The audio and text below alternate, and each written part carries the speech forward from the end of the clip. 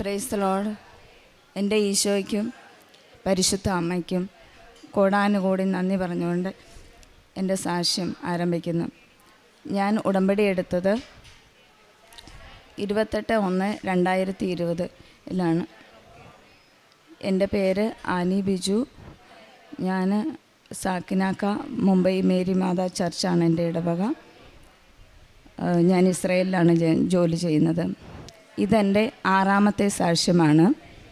ഇതെൻ്റെ 7ാമത്തെ ഉടമ്പടി പുതുക്കൽ. ഞാൻ എല്ലാ വർഷവും വരുമ്പോഴും എനിക്കൊരു സാക്ഷ്യം എൻ്റെ ഈശോയും പരിശുദ്ധ അമ്മയും എനിക്ക് തരാറുണ്ട്. ഞാൻ എപ്പോൾ വന്നാലും പ്രാർത്ഥിച്ചിട്ട് പോകും. അടുത്ത പ്രാവശ്യം വരുമ്പോഴും എൻ്റെ ഈശോയെ മഹത്വപ്പെടുത്തുവാൻ എൻ്റെ അമ്മ എന്നെ സഹായിക്കണേ എന്ന് പ്രാർത്ഥിച്ചിട്ടാണ് പോകുന്നത്. അതുകൊണ്ട് എനിക്കെപ്പോഴും ഒരു സാക്ഷ്യം ദൈവത്തെ മഹത്വപ്പെടുത്താൻ പരിശുദ്ധ അമ്മയുടെ മധ്യസ്ഥത്താൽ എനിക്ക് ലഭിക്കാറുണ്ട്.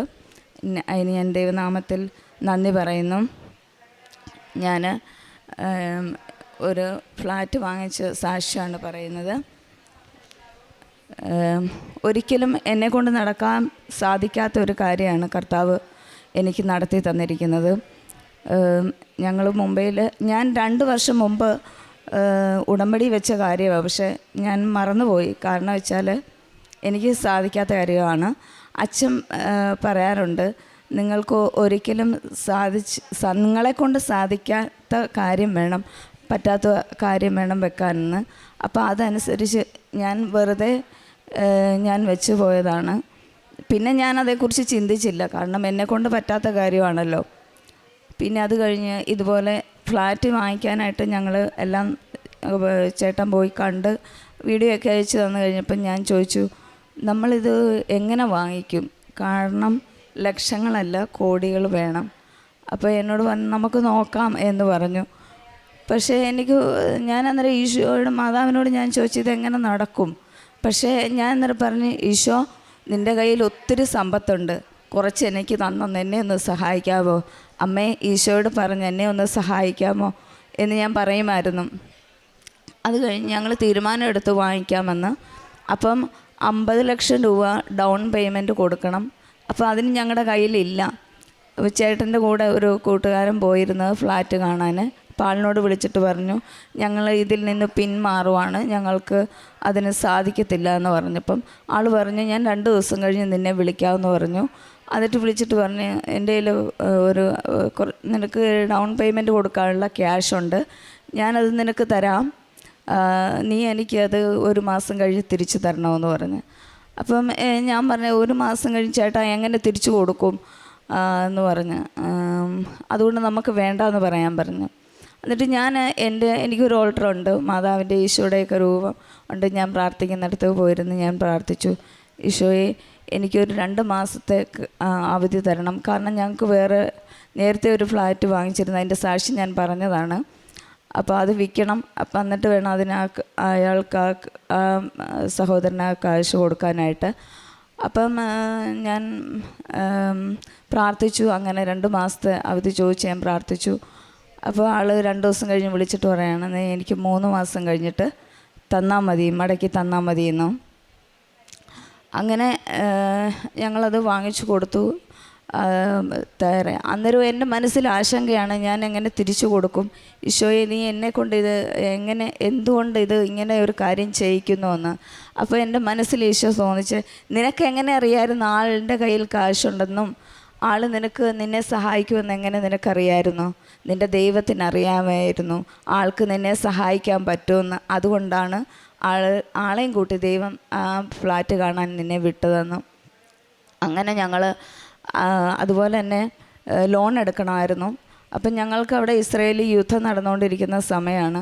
അപ്പോൾ ബാങ്കിലേക്ക് ഞാൻ ചോദിച്ചപ്പോൾ എന്നോട് പറഞ്ഞത്, യുദ്ധം നടക്കുന്ന രാജ്യങ്ങൾക്ക് ഞങ്ങൾ ലോൺ കൊടുക്കില്ല എന്നാണ് പറഞ്ഞത്. ഞാൻ പറഞ്ഞു, എങ്കിലും മാഡം ഒന്ന് സംസാരിച്ച് നോക്കുമെന്ന് പറഞ്ഞു. അപ്പം സംസാരിച്ചിട്ട് പറഞ്ഞു, ഞാൻ തരില്ലെന്നാണ് പറഞ്ഞതെന്ന് പറഞ്ഞു. അന്നേരം ഞാൻ പോയി ഇതുപോലെ മുട്ടുകുത്തിന്ന് കൈവരിച്ച് പ്രാർത്ഥിച്ചു, എൻ്റെ ഈശോ നീ എന്നെ സഹായിക്കണം, നാണം കെടുത്തരുത്. നിൻ്റെ മുന്നിൽ മുട്ടുമടക്കുന്നവരെ മറ്റുള്ളവരുടെ മുന്നിൽ മുട്ടുമടക്കാൻ നീ സമ്മതിക്കത്തില്ല എന്ന് എനിക്കറിയാം. നിൻ്റെ കൈ ഞാൻ പിടിച്ചിരിക്കുവാണ്, ആ കൈ വിടുവാൻ എന്നെ സമ്മതിക്കരുത് എന്ന് പറഞ്ഞ് ഞാൻ പ്രാർത്ഥിക്കുമായിരുന്നു. അങ്ങനെ മാഡം പിന്നെ പോയി നേരിട്ട് സംസാരിച്ചപ്പം എനിക്ക് അവർ ഓക്കെ പറഞ്ഞു. എനിക്ക് വിളിച്ചിട്ട് പറഞ്ഞു, ആനി നിങ്ങൾക്ക് ലോൺ തരാൻ സമ്മതിച്ചു എന്ന് പറഞ്ഞു. അതുപോലെ അതിൻ്റെ ഡോക്യുമെൻറ്റ്സൊക്കെ ഞാൻ അയച്ചു കൊടുക്കുമ്പോൾ അതിന് മുമ്പായിട്ട് ഞാൻ ഉടമ്പടിയിലെ വിശുദ്ധ തൈലവും ഉപ്പുമൊക്കെ വെച്ച് പ്രാർത്ഥിച്ചിട്ടാണ് ഞാൻ അത് അയച്ചു കൊടുത്തത്. എല്ലാ കാര്യങ്ങളും ഞങ്ങൾക്ക് വേഗം ലോണിൻ്റെ കാര്യങ്ങളൊക്കെ ആണെങ്കിലും വേഗം ഞങ്ങൾക്ക് നടത്തി തന്നു. അത് പിന്നെ ഒന്നെന്ന് പറയുന്നത് രജിസ്ട്രേഷൻ ചെയ്യുന്ന കാര്യമാണ്. അപ്പം ഞങ്ങൾക്ക് ഇനിയും 15 ലക്ഷം രൂപയും കൂടെ ഞങ്ങളുടെ ഭാഗത്തുനിന്ന് കൊടുത്താലേ അത് രജിസ്ട്രേഷൻ ചെയ്ത് കിട്ടത്തുള്ളൂ. അപ്പോൾ അതിനുവേണ്ടി സംസാരിക്കാനായിട്ടും എഗ്രിമെൻറ്റ് പേപ്പർ ഞങ്ങൾ സൈൻ ചെയ്യാനായിട്ട് പോയപ്പം അവർ പറഞ്ഞ് 15 ലക്ഷം കൂടെ കൊടുക്കണമെന്ന്. അപ്പം ഞങ്ങൾ പറഞ്ഞു ഞങ്ങളുടെ ഇപ്പം തരാനില്ല, 1 മാസം കൂടെ അവധി പറഞ്ഞ്. അപ്പം ഞാൻ അതിനു മുമ്പ് അവിടെ ചെന്നിരിക്കുന്നതിന് മുമ്പ് തന്നെ എൻ്റെ കയ്യിൽ ഒരു നമ്മുടെ ഉടമ്പടി തൈലമായ ഉപ്പ് കൈ പിടിച്ചുകൊണ്ടാണ് ആ മേശപ്പുറത്ത് വിതറിയിട്ട് ഞാൻ വിശ്വാസപ്രമാണം ചൊല്ലിയാണ് അവിടെ ഇരുന്നത്. അപ്പം ആൾ കുറച്ച് നേരം ഇങ്ങനെ ചിന്തിച്ചിട്ട് പറഞ്ഞു,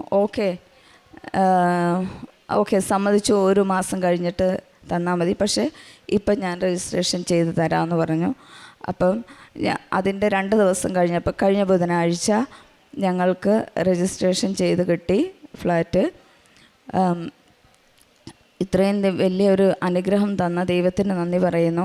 അതുപോലെ തന്നെ കഴിഞ്ഞ പ്രാവശ്യം ഞാൻ ഇവിടെ വെക്കേഷൻ വന്നിട്ട് തിരിച്ചു പോകുന്ന സമയത്താണ് അവിടെ യുദ്ധമുണ്ടാകുന്നത്.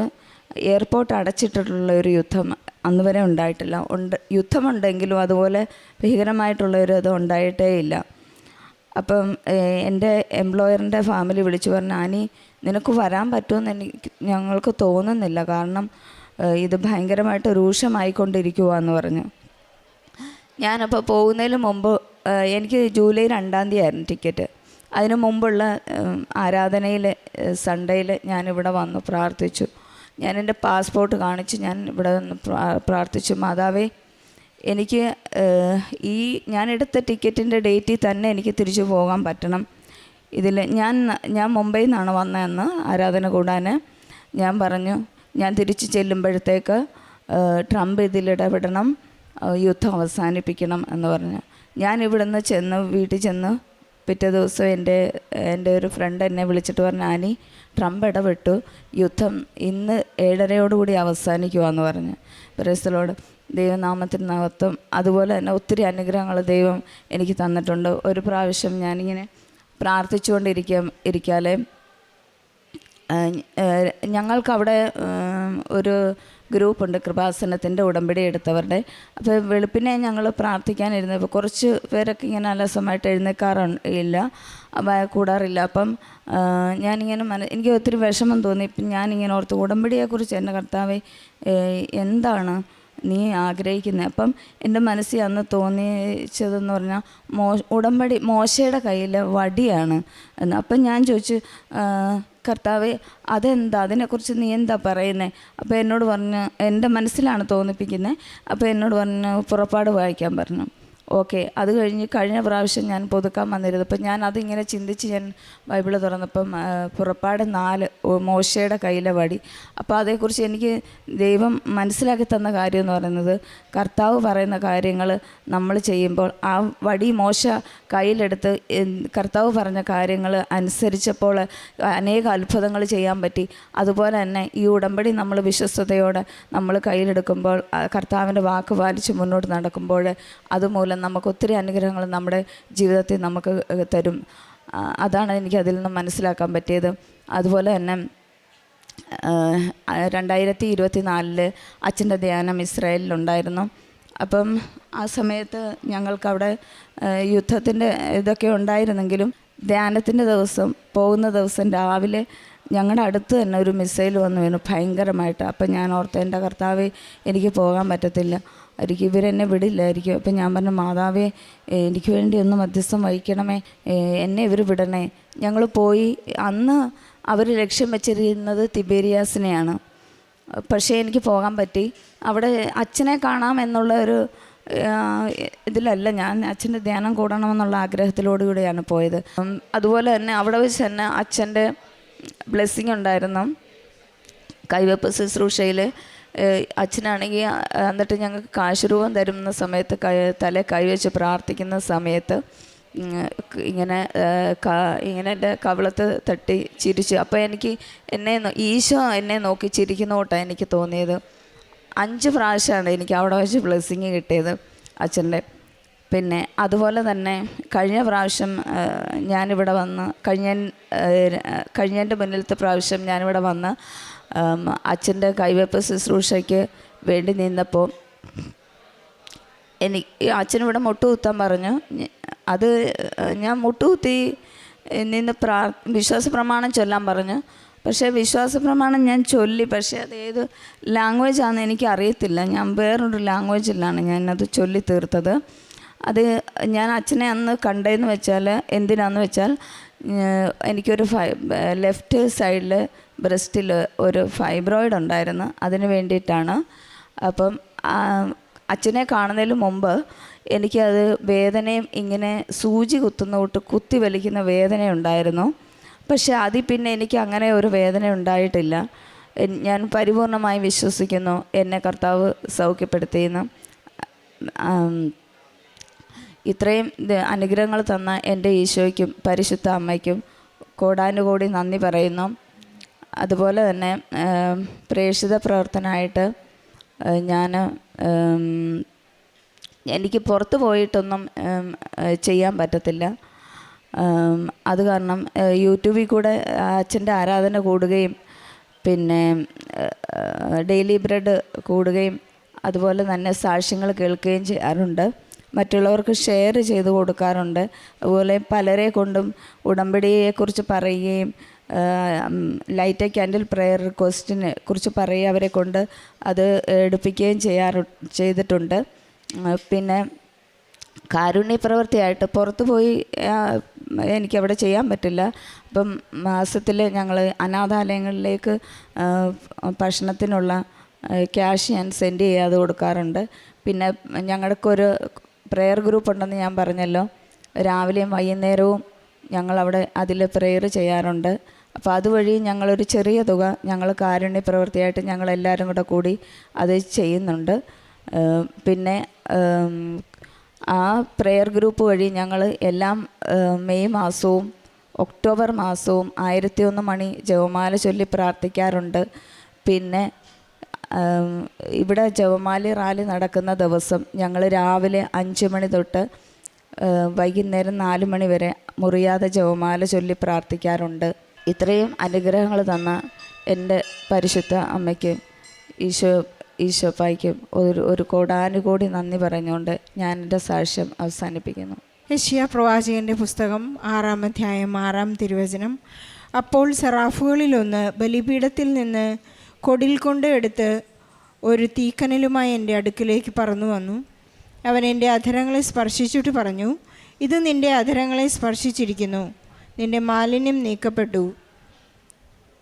ആനി ബിജു എന്ന ഈ സഹോദരി ഇസ്രായേലിൽ നിന്ന് ഒരു യുദ്ധക്കെടുതിയിൽ നിന്നാണ് ഇവിടെ വന്ന് പ്രത്യക്ഷീകരണ സാക്ഷിയായി പരിശുദ്ധ അമ്മയോട് ചേർന്ന് ഈശോയ്ക്ക് നന്ദി പറഞ്ഞ് സാക്ഷ്യം ഇവിടെ രേഖപ്പെടുത്തുന്നത്.